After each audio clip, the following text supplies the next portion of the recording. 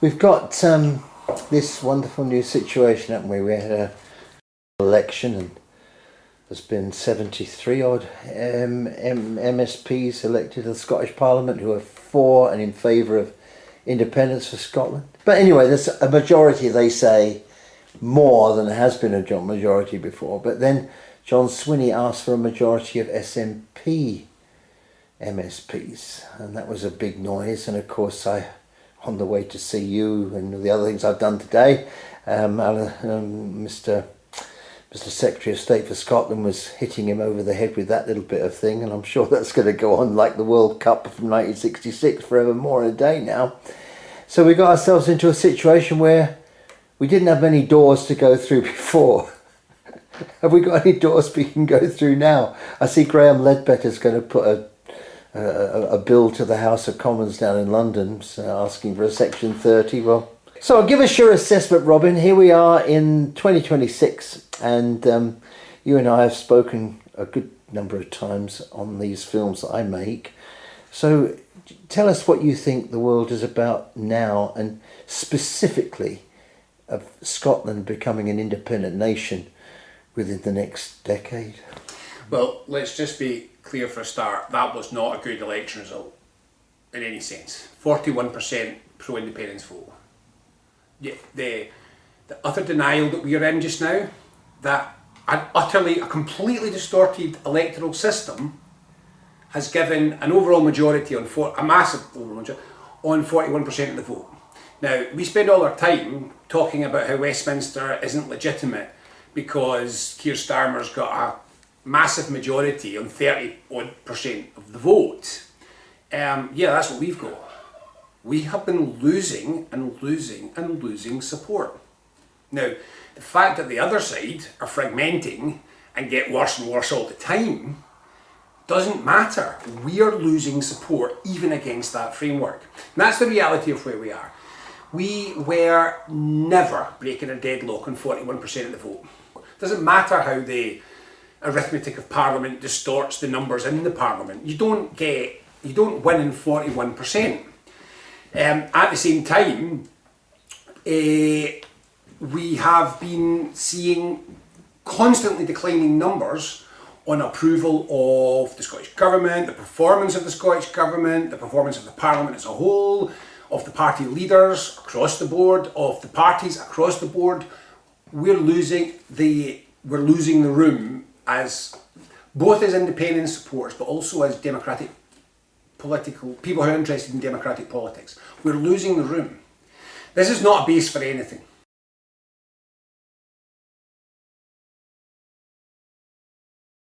Problem is, it's a hostage to fortune. They said this is the condition, we didn't meet it, end of story. That's politics. If you go out and vaingloriously say that I will only do such and such if I hit a hole in one. I'm not a golfer, so I just happen to know that's something. Right, well, if you don't hit a hole in one, don't go at the bar afterwards and say, see what I actually meant was. Too late. You've opened your trap, you said it, you set a condition, and you failed to meet your condition, so you've lost. That's the rules of the game. That's how democracy works. So we're out the picture. There's nothing's going to happen for 5 years. Occurring from within. So what I mean by that is we cannot make it happen. If there's any progress on independence over the next 5 years, it's going to be a deus ex machina, which for anyone that doesn't know ancient Greek, just means an act of God coming out of the sky. We can't make it happen from here. We don't have the support at the moment. We are not in a strong position, and we didn't nail an election in such a way that it becomes unavoidable that they've got to do this. We can't make it happen. I don't think it will happen. If it does, it will be nothing to do with us. My bigger concern is what then? So will the SNP be more popular in 5 years or less popular in 5 years? Coupled with all that is Mr Murrell and his shenanigans. How's that affected the general feelings in Scotland, not just amongst the SNP, but the other people who live here? Well, I'm I find myself quite bemused. I think probably most people will know I'm not on social media. So I'm probably one of the few people in Scotland who hasn't selected a complete self-enclosed political bubble. And I've heard people on the SNP side saying it's okay, it's not cutting through, and I'm scratching my head saying, oh, sorry, what? Where are you living? So we had a gala day locally recently, and I just bled into folk. I don't bang my many non-political friends over the head with politics ever. But I just thought I'd maybe sound it out. I just said, what do you make of the Murrell stuff, the Sturgeon stuff? Well, let me put it like this. I spoke to quite a few people. I have not come across a single person who doesn't think Sturgeon knew. Right or wrong, fair or not a single one of them said it. In our gala day, someone dressed up as Nicola Sturgeon as a burglar. But that's culture now. That's where we are. Will this have a direct effect? Well, there is an extent to which, if you're really honest, the SNP's down to a fairly core-ish sort of vote. So, if you take the fact that the underlying support for the SNP has basically been somewhere between 30 and 35 for a number of years now, there was a slightly higher number in the election to do with turnout and what other people did and so on and so on. But if you take that kind of 30 to 35 zone is where the SNP has been now for 3 or 4 years, well, that's what I would classify as the proportion of the Scottish voting population which are nationalist. So this is the ones who have a fundamental ideological belief in independence. Now, will they abandon the SNP, or alternatively, will they just not vote? I don't know. So what I'm trying to get across here is the difference between saying there will be a direct read across that, Murrell cost them 3 points in the polls, 5 points in the polls. I don't think it'll be that simple, but I think it's more damaging and more corrosive, because what I think this has done is the SNP had just about, with almost enough people, persuaded them that they weren't just like all the others. Not brilliantly and decliningly so, but there had been among undecideds some degree of acceptance that the SNP was mission orientated. It was a political party that believed in something bigger than power. Now, I don't think that's the case anymore. That's what I think this has done. The SNP is just another grubby political party like all the other grubby political parties, and that's the worst possible thing that could have happened to it. We've got the other political party that supports independence, which would be the Greens. And of course you've got the new body, the Liberate people, Tommy Sheridan, but that's sort of like a more a collective rather than a party, if you want. So what do you think the Greens might do? Because they're obviously attracting some younger people into their fold, and they have grown quite a lot. Do you think they've got any way of helping us through? The problem for me is, to be clear, I'm a pluralist.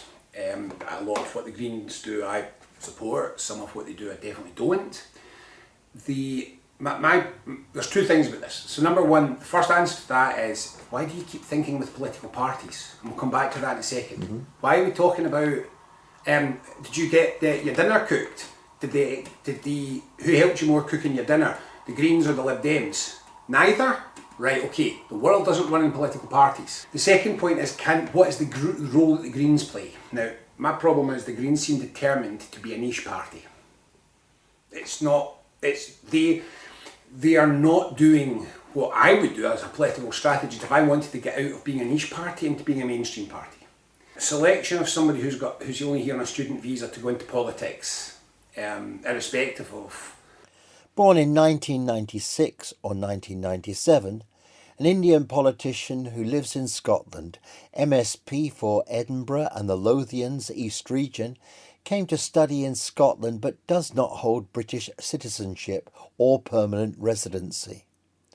Non-binary, transgender person, a former tennis champion, owner of an advisory firm, Bachelor of Arts, Senior Research Analyst at the Centre for New Economic Studies, Honorary Fellow at the Centre for Human Rights Studies, moved to Ireland to undertake a Master of Philosophy degree in International Peace Studies at Trinity College, Dublin, graduated in 2021, and moved to Scotland to study for a doctorate in International Relations at the University of St Andrews.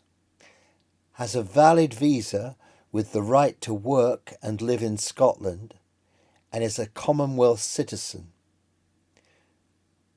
Must obtain a new visa during the session of Parliament, which is 5 years. Has applied for a graduate visa as well as a global talent visa. Selection of somebody who's only here on a student visa to go into politics, irrespective of their gender identity and all that kind of stuff. You piling all this stuff up, you're just saying this is a provocation to quite a lot of people. Now, is that right or wrong? It doesn't matter. I'm going to keep saying this. I can feel I'm going to be saying this quite a lot here. Politics is a game of perceptions. If most people think that's a nonsense, you're putting yourself in a bad position. For me as a political strategist, see if you get a big electoral breakthrough, which they did.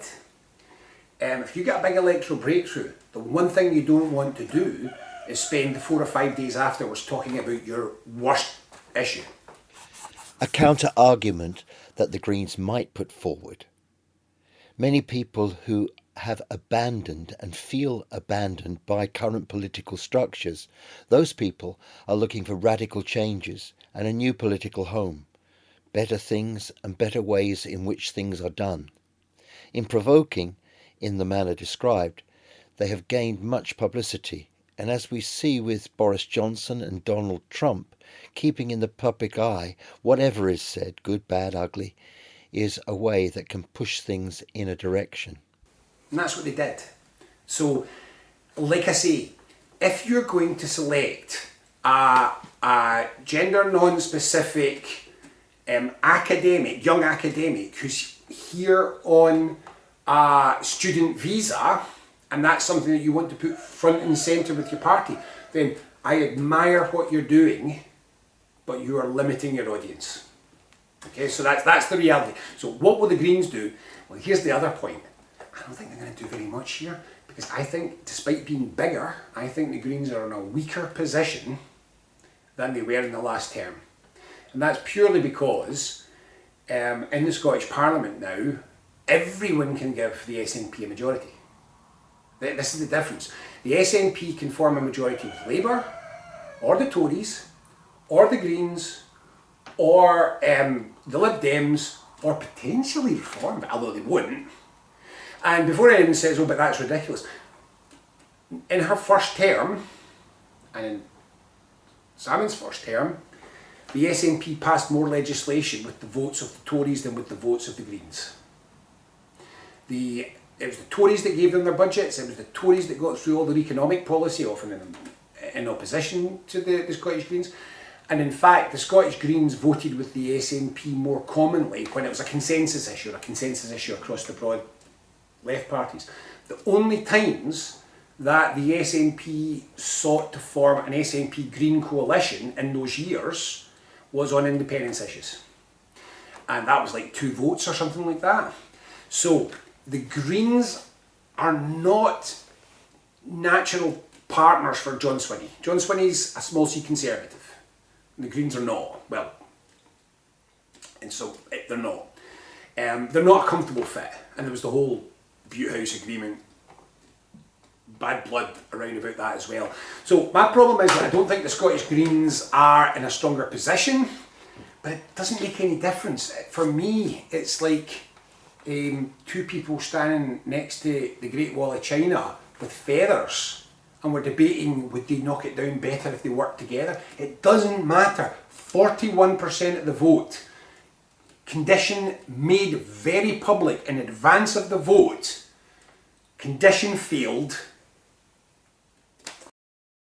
I saw the podcast for The National, and you write a column in The National, with John Swinney and Steph, I think it was. In the middle of this podcast, she asked him about this thing about independence now. And I think, I don't have a quote in my my head, but it was basically, well, we're going to go back to the people, which is actually the bridge between what we were saying, the political bit, and the people. But my thought of that was, how many marches have I been on? How many of these films have I made? How many people have I done things with for the light of independence? And now Mr. Swinney's coming back to me and saying, oh, it's down to you guys. But I think that's really the kind of bridge you were giving us in a moment or two ago, when at least take me a bit seriously when I talk about political strategy. The least trusted people in society right now are basically politicians. They're terrible message carriers. Why we would rely on our politicians to be the people out in front when they're not, it's not a popular time for politicians. Let me give you another example of why I never understood why this was. In the last 20 years, we have ebbed and flowed. One thing that the SNP has never done, is eat into the next 10% of support. We've basically got now a 50-50 split. There are about 5% who shift, it's about 10%, 5% either side, who kind of shift in and out a little bit, but mostly it's at 50%. The SNP's never got 50% of the vote. The thing that breaks us through to the other side is the next 10%. The SNP, none of them have ever voted SNP. So there's this 10% of the population, which is about 500,000 people, 400,000 people. This 400,000 people decide whether we're independent or not, in my opinion. That's the settled will. We're 400,000 people short of the settled will. Not one of those 400,000 people has ever voted SNP. At the peak, in the height, all the way through, never. Right, well, why is it that we're sending the SNP back out to speak to them again? Yeah, because there was a speech I recorded of you some time ago, and I think that you said something like, the guys who go to the rugby or the football and they got their saltire there, they're not necessarily committed to that, but they love Scotland, but they're the guys that you should go for. Was that something like... Right, so let me just be more specific. I'm now being really brutal about this. Once again, this is what a proper political strategist would do. I think we've got to start thinking, deep breath, 30, 20, 10, 10, 30. Right, so here's the breakdown. 30% committed nationalists. We don't have to worry about them. They will vote for independence even if it meant poverty. Then you've got 20%. Now they are not nationalists, they are not fundamentally ideologically independence supporters, but they have now consistently supported independence for so long that they are not that different. That's the next 20%, so there's 50%. If we go start from the other side, there's 30% of them who are unionists ideologically. They will, nothing we do is going to change their minds. Right? So just forget them, which leaves two groups of 10. Now, we've done quite a bit of research on this. Absolutely certainly that first group of 10, from 50 to 60, profiles almost exactly like the 10% before them, 40 to 50. None of them don't want to believe that Scotland can be an independent country. They're proud of the country, they believe in their country. Nobody wants to think their own nation's rubbish. We want to believe that Scotland can become independent. A lot of the nonsense the independence movement talks is just finger in the air, random nonsense. So one of the things I've heard people say is that we need to keep emphasising the meaning of independence. Well, no, because our research says categorically none of them don't understand the merits of independence.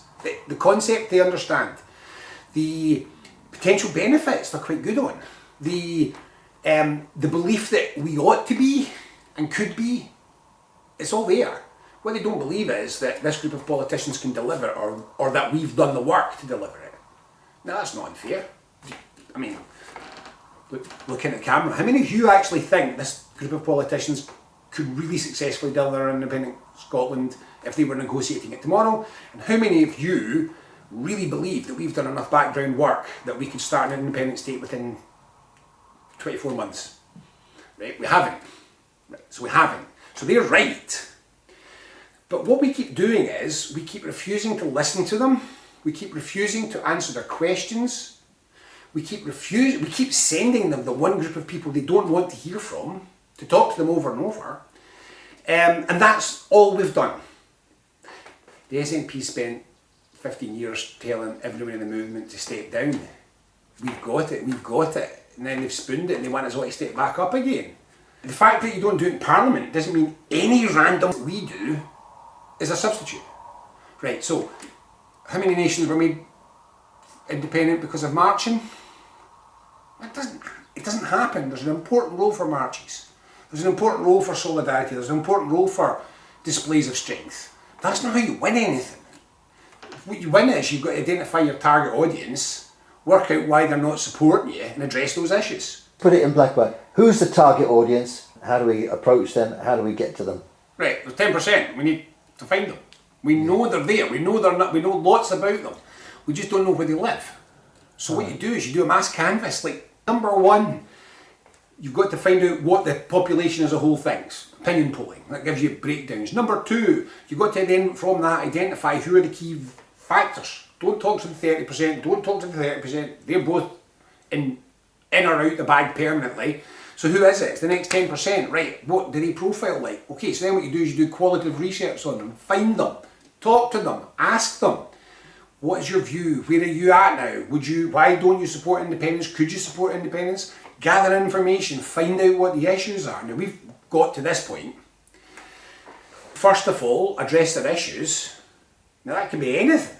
So in this instance, it's persuade them that we know how to start a currency, persuade them that we know how to set up borders, persuade them that we've thought through the finance and the public accounting, persuade them that we know how to build a parliament for an independent country and foreign office and defence. That's what they're asking. Show us that you know how to start a new country. But it might not be. And another occasion, what that 10% needs is leadership, see. So it could have been, well, we're good to go, but we need to see a strong leader who we believe can achieve a new Scotland. That's not what we found. Or you could have found, what we need is a 5-point spike in GDP before we're going to agree to this. That's not what we found either. So you've got to find out what you find, and then you've got to address it. So you've got to find out what the barriers are, and then you've got to address the barriers. Now again, addressing barriers can be anything from actually fixing them to faking it. But you've got, whatever your strategy, you've got to do it. You've got to address the barriers. If you go and look at Brexit, they identified all the barriers of voters and then basically lied about it. So that's a strategy. But, I don't think we should do that. But so you've got to find out what's the problem. You've got to have a strategy for dealing with the problem. You've got to have a strategy for communicating that you have dealt with their problem. Right? So that's what you've got to do. We're not doing any of this. We're not doing any of this at all. In fact, sorry to be a pain about this, but it's just now, we're 13 years since referendum nearly. And to this date, I think we're the only body who's actually gone and done any research work on the core demographic that we need to win independence. I mean, how's that possible? From my perspective as a professional political strategist, how's that possible? How could that be? It's like a company that makes toothpaste that's never ever bothered to do a customer survey. Why is no one buying our toothpaste? Do you think this tarmacadam flavour might not be a good idea after all? Oh, I bet it is, Bob. I bet it's a good flavour. I like it. Oh well, let's just keep making tarmacadam toothpaste. No! Your market audience hates it. Nobody doesn't ask the question, why aren't you buying my toothpaste? Except for the independence movement. And we all just sit about going, it's pride, isn't it? No, it's definitely not. Anyone that's willing to vote for us already has that pride. Anyone that feels that pride that strongly is already pro-indie. Oh, it's the media, it's media bias. Okay, but that's there forever. What are you going to do about it? Whine, moan? Oh. And then you get all the kind of, we don't even need to talk to them, it's 50% plus one. Is it though? I mean, for God's sake, it really exhausts me how the independence movement has managed to turk itself into a series of positions which are measurably not true. So if I have one more person that says to me, you're an anti-democrat because you're saying 50% plus one doesn't do it. No, that's not how democracy works. More than 50% plus one of people in England want Thames Water nationalised. I could give you lists, dozens upon dozens upon dozens of policies which are sitting at 70% public support and aren't happening. Politics is not about 50% plus one. Elections are 50% plus one. If you get a referendum has to be 50% plus one because it's binary, unless you put a threshold in. Right? But that's not politics. Politics is different. Politics is ideas, stories, messages, pressures, annoyances and angers, all those things. That's what politics is. And if you went to even a softly pro-indie person and said, it's a disgrace, we just got 41% and we're not getting everything that we want, they would shoo you like a naughty child. Come back when you've got 50 at least. At least when you've got 50. Right, we don't. So let's just stop. Right, we can't win this in Parliament right now. We can't. There's nothing we can do in the Parliament to win this. We've got to get back to the work that gets you to independence. And that means research your audience, find them, talk to them, listen to what they're telling you, act accordingly, and go back and tell them you've learned your lesson. That's how you do politics. We're not doing any of that. Everything that I've been doing in independence, I have one rule, which is straight away, I mustn't get anything out of this. Commonweal has never fundraised purely on independence. We fundraise as a think tank that does a full range of public policy stuff. What I want is independence. The problem is, the plan that I've set down is coherent and makes sense, but it doesn't make the people in power more powerful or wealthier. And they've been jumping up and down on the top of it ever since. They won't go to it until we get to this situation where they're in a crisis and it's not, okay, we're now ready to engage with you in these ideas. It's, right, I'm away to go and do whatever the hell I want over here in government, you guys just take it from here. Do you want to know who the three horsemen of our apocalypse are? It's denial, cowardice and avarice. Do you want to know who the three horsemen of our apocalypse are? It's denial, cowardice and avarice. Those are the things that have ruined the cause of independence. Avarice for power, for money, for position, whatever it is. Too many people have seen independence as a way to entrench power, embed themselves, get themselves an income or whatever. Cowardice. Everybody thinks that you can sneak your way to national liberation without making a mess. You can't. Nobody ever made big seismic change without making a mess. And denial. We've been losing for a decade. We've been losing and losing and losing. We won't admit it. It's always it's always some external factor. Or we didn't really lose it, we was cheated. Or we didn't really lose it, it's just rigged against us. Guys, we're losing. We keep losing. On the 18th of September 2014, the Scottish electorate voted in a referendum to reject independence by a margin of 55% to 45%. Over a decade on, Scotland remains divided on the question of its constitutional future. Nearly half of voters consistently say that they would vote yes if a second referendum were held. Scottish voters have elected a pro-independence majority in the Scottish Parliament at every election since 2011. Although the Scottish National Party, the SNP, suffered a setback in 2024 UK general election when it was reduced from 48 to 9 MPs. In May 2026, the SNP won a fifth successive Scottish Parliament election, but fell short of the 65 seats required to win an outright majority. From the Institute for Government, 18th September 2024, updated on the 29th of May 2026. We won't accept it. When are we going to accept we've been going in the wrong direction for 12 years and we're now standing in a wilderness? So the answer really is to find those 10%, find what they feel and address their issues. The fact I've got to say that out loud breaks my heart. Mm-hmm. The fact that anyone has to say that out loud shocks me.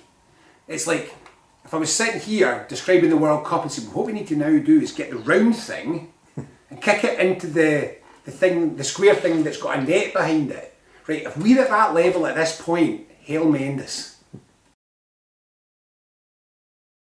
Let's say I'm wrong. It's been known.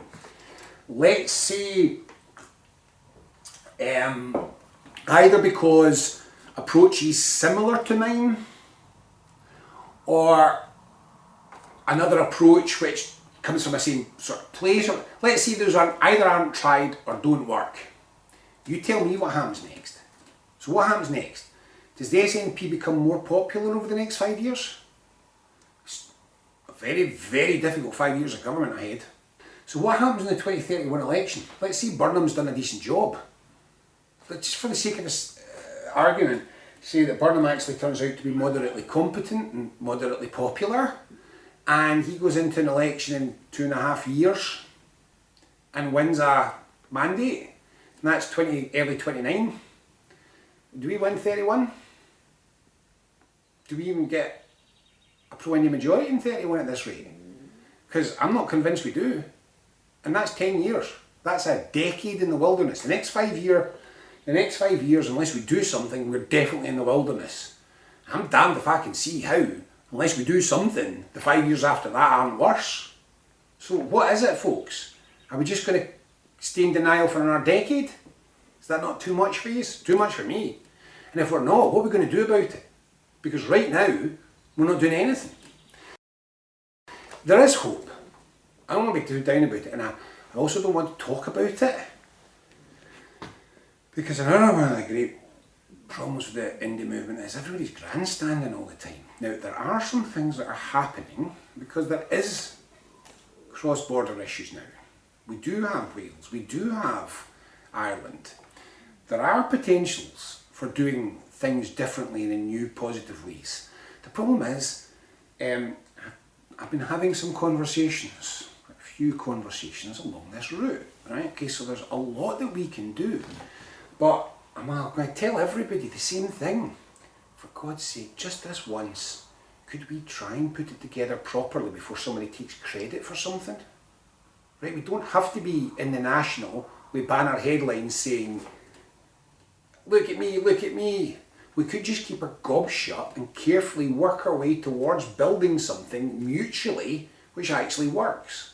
We don't, there's no rush. Nothing's kicking off in the next 6 months. Could we maybe just do this right once? Could we maybe just come together? Could we maybe just stop trying to trip over who's getting the credit and who's getting the glory and who's getting the power? Could we maybe actually sit down calmly and equally and see, how the hell do we do this? Because if we don't, we deserve our defeat. Put the work in and see where we get to. If we could just maybe do that this one time, stop writing letters to the National. Stop waving your fists about the injustice of it all. Stop trying to come up with another de facto referendum wheeze. Could we perhaps actually just plan coherently for the sort of stuff that wins you things? And could we maybe just do that? And could we maybe do it for a purpose other than look at me, look at me? That would be my big hope. If we could spend, say, 12 or 18 months even, not as long as that, if we could just act like grown-ups and just work, I think there's a lot of opportunity here. Because the other big positive is trying to persuade people that however bad you think things are going across the Western economic model, it's worse.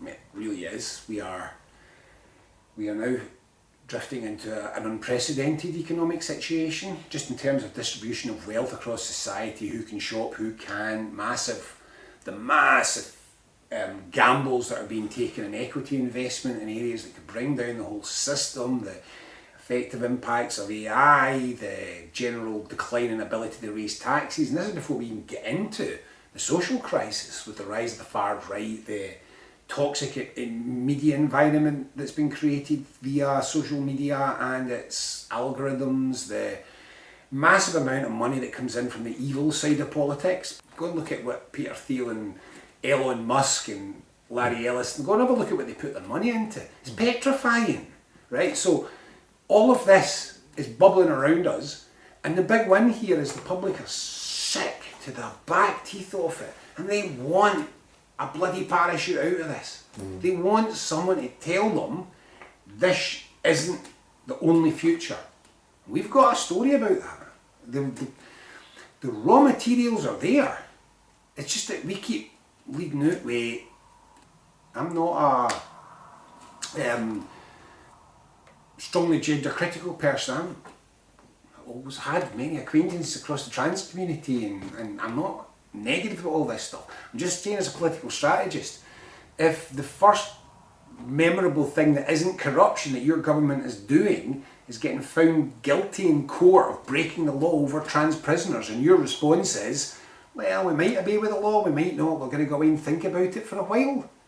Right, if that's who you're sending out to win your independence, it's not going to work. We've got to do something differently. We cannot remain in denial. We cannot hope something comes along. We are abandoned. Right now, we are abandoned on a deserted island. And there's folk trying to light a campfire, hoping that someone's going to come and rescue us. No one's coming to rescue us. There's nobody's coming. We've got to wake up now. This is us. This is where we are. If we can't get over ourselves, work together, come up with a coherent plan to actually sort all of this, we're going to keep losing.